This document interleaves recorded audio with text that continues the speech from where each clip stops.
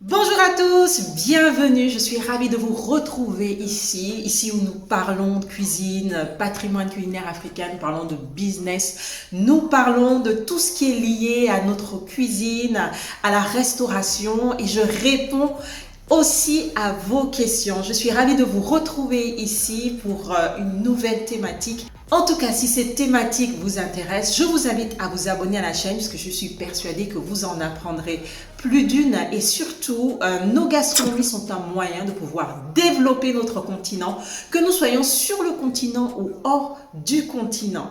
N'hésitez pas à vous abonner à la chaîne, partager, liker, commenter, je me ferai un plaisir de vous répondre. Et surtout, si vous n'avez pas encore le magazine Afro Cooking, vous avez juste à cliquer en bas dans le lien, dans la description, afin de recevoir le premier magazine culinaire des cuisines noires dont je suis la directrice artistique. Je suis le chef Anto, chef de cuisine et je suis ravie de vous retrouver ici. Alors aujourd'hui, je vais parler d'un sujet très important qui concerne les professionnels de la restauration. Messieurs, mesdames, soyez toujours prêts. Vous ne le savez peut-être pas, mais il y a quelqu'un qui vous observe. Je suis en train de préparer le Lyon Street Food Festival. Le Lyon Street Food Festival est un festival de cuisine qui a lieu chaque année dans la ville de Lyon. Lyon qui est quand même la capitale gastronomique de la France. Alors l'année dernière, ce festival devait avoir pour thème l'Afrique, le continent africain avec les 5 régions, les 5 grandes régions d'Afrique bien représentées, à savoir le Maghreb, Afrique de l'Ouest, Afrique de l'Est, Afrique centrale et Afrique australe. Mais à cause de la crise sanitaire, la partie Afrique a été rajoutée au thème de cette année. Donc, au Lyon Street Food Festival, vous allez avoir une partie Afrique et une autre partie qui sera consacrée à la cuisine flamande, cuisine de Bruxelles et tout ça. Donc, les organisateurs qui ne s'y connaissent pas en cuisine africaine m'ont contacté afin de sélectionner pour eux des professionnels qui vont pouvoir présenter une spécialité de leur pays durant cet événement. C'est là que tout se gâte. Parce que moi, qu'est-ce que je fais? Tous les jours, je regarde les profils, que ce soit Instagram, que ce soit Facebook, de différents professionnels africains. Et en regardant leur profil, à chaque fois, je me dis, tiens, celui-là ou celle-là, c'est intéressant ce qu'elle fait. Et je note.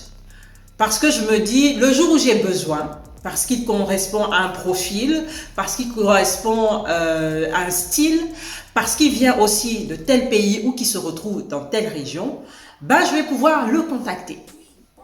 Le problème, c'est qu'il y a beaucoup de professionnels, quand vous regardez leur page, en tout cas leurs réseaux sociaux, c'est une poubelle, il y a de tout dedans. Il y a la vie familiale, il y a la vie à la plage, il y a la vie, il y a tout. Sauf que quand un professionnel vient, un chasseur de tête vient pour vous recruter, il regarde d'abord vos réseaux sociaux. La qualité de vos réseaux sociaux révèle qui vous êtes. Il vaut mieux publier très peu, mais du contenu de qualité, que d'avoir un réseau social où c'est vraiment la poubelle. Quand c'est la poubelle, ça signifie que vous n'êtes pas organisé. Quand les photos ne sont pas de bonne qualité, ça sous-entend que vous ne prêtez aucune attention à vous-même, à votre image. Et donc, si vous ne prêtez aucune attention à vous, à votre image, ça veut dire que votre cuisine est à votre image parce que la cuisine est un art d'expression. Et comme c'est un art d'expression, vous ne faites que montrer qui vous êtes. Donc, si vous êtes quelqu'un de pas propre, ou sur vos réseaux, ça fait brouillon, c'est pas propre, c'est pas... On suppose, peut-être que c'est pas vrai, mais on suppose que votre cuisine est à votre image. Et malheureusement, beaucoup de professionnels ont été disqualifiés lorsqu'il a fallu sélectionner ceux qui allaient représenter leur pays ou représenter une partie du continent durant cet événement. Parce que c'était pas... Les réseaux, c'est pas ça. Ça, c'est une première chose, la qualité des réseaux. L'autre chose, c'est quand on vous appelle Alors moi j'appelle, je me présente, voilà, je suis en Tokocagne, j'ai été mandatée pour tel événement afin de pouvoir sélectionner des chefs et tout. Alors il y en a, ils vous racontent toute leur vie. Oui, moi j'ai fait ci, moi j'ai fait ça, je suis capable de faire ci, je suis capable de faire ça, moi. Ok, il n'y a pas de problème. Bon ben, envoyez-moi les documents. Donc, je demande la base que tout professionnel, quand vous décidez de vous lancer, vous devez avoir. J'ai besoin d'une photo professionnelle en haute définition. J'ai besoin d'une biographie.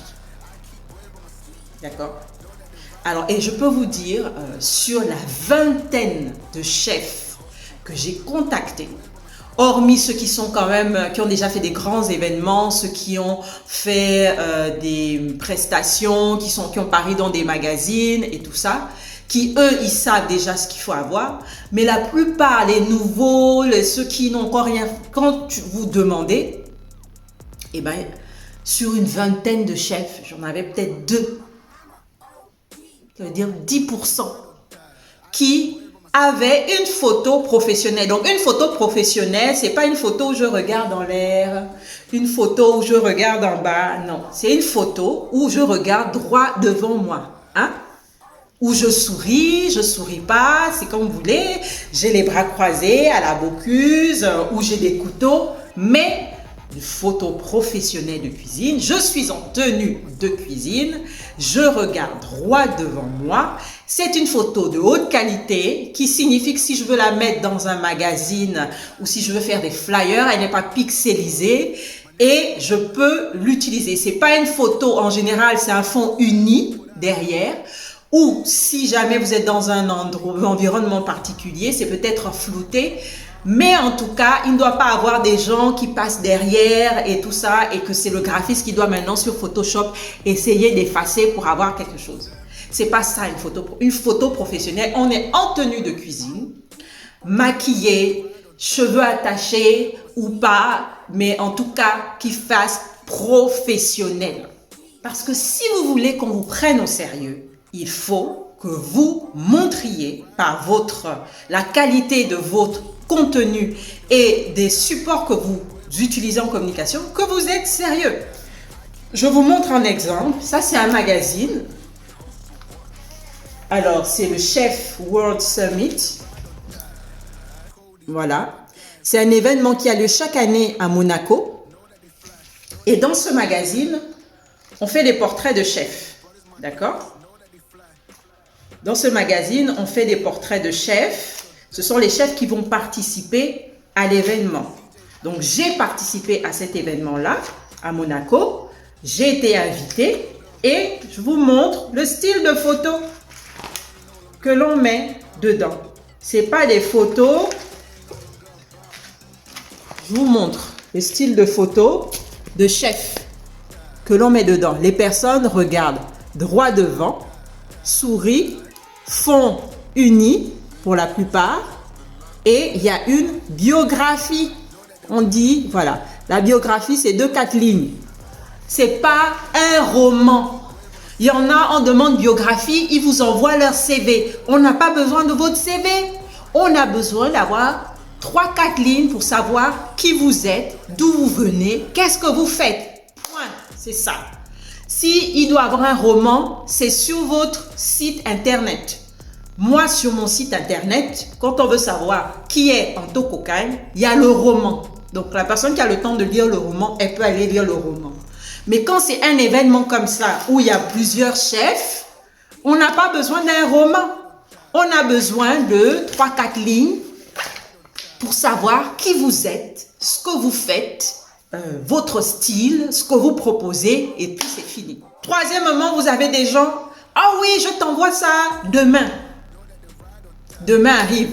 Oh oui, je t'envoie ça après-demain. Oh non, j'ai eu trop de choses. Mais enfin, soyez sérieux. Voilà comment d'autres se sont complètement disqualifiés parce que déjà avec ce comportement, ils ont montré qu'ils n'avaient aucune parole. Je dis oui aujourd'hui. Demain, je dis ah, mais en fait, j'ai eu beaucoup de travail. Et après demain, j'ai envie de dire, mais vous pensez que vous avez plus de travail que qui? J'ai un autre, il a 2 restaurants. Il m'a envoyé les trucs. Il y a un autre, il a 3 restaurants, il a écrit, je sais pas combien il a au moins écrit 6 livres de cuisine. Il a eu le temps de m'envoyer les choses. Toi, tu es plus occupé que qui? Et voilà comment vous pouvez vous faire disqualifier. Si on a vraiment besoin de vous, on peut vous prendre. Mais lors d'un prochain événement, qu'est-ce qui va se passer? On va dire, ah non, celui-là, pas fiable, on met de côté. Ah non, celui-là, le contenu, ça va pas, on le met de côté.